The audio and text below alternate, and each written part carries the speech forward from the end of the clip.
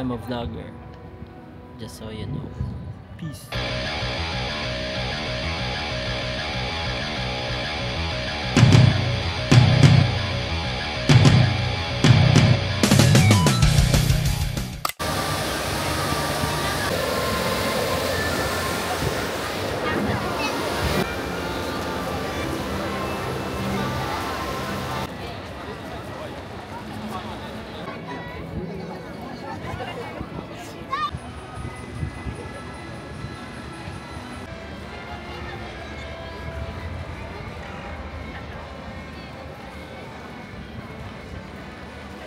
Ay, kadaming tao.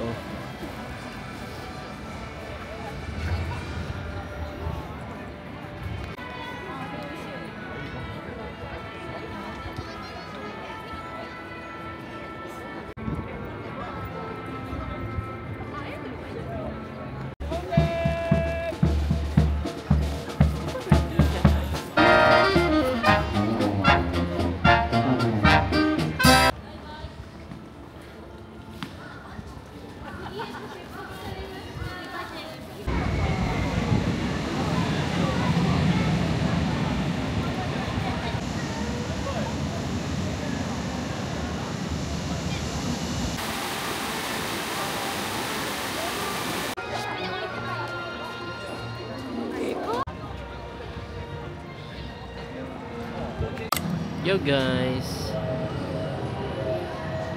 dito tayo ngayon sa Disney Sea. Dito tayo nakakuha ng pass sa sa Rapunzel. Kasi dagan kay tao. Kaya relax na diri. Nindot sa diri, guwapo diri. Nice, dagan kayo, mabalaw ka ba, makapoy ka siglakaw. Nice, dagan kay tao. Pero ang main ginatuan dyan sa mga tao kay itong Rapunzel, Frozen, kay katumantong bag. Since wala ito nakakuha, tambay lang sa tao, natulat lang sa tao, tanaw-tanaw, lakaw-lakaw, nandun sa makapoy. You know, one thing I realized about in life, like working here in Japan, you know, Japan is very beautiful country. Very beautiful siya. Attraction, cleanliness, security, everything. But pag diri ka mag-work, like, I don't know sa lain, like they love being here, they love working here, they love living here in Japan. But I guess this is my last year here in staying in Japan. And basta next year, paulit na ta. And laban na po sa another opportunity, laban na po sa life. Oh, look at my view. Murag ko na lang, kulang na lang magawa si Moana nila. Yes, so I'm enjoying my last year here in Japan. I'm here. So, mga lang to guys. Very tiring yun. Especially our work. Akong work din eh. Very super tired. Pero, enjoy lang. Laban lang. The most important thing is I experience here, living in Japan for almost 2 guys. So, yeah, it's worth it. Probably I'll be back here someday, but as a tourist. Yeah, share ko lang.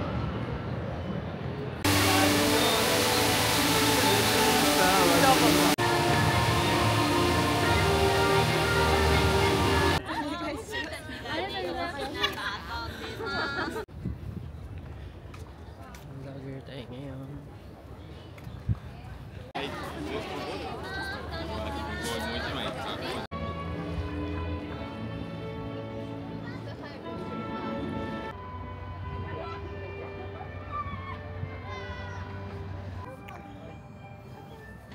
Yo guys.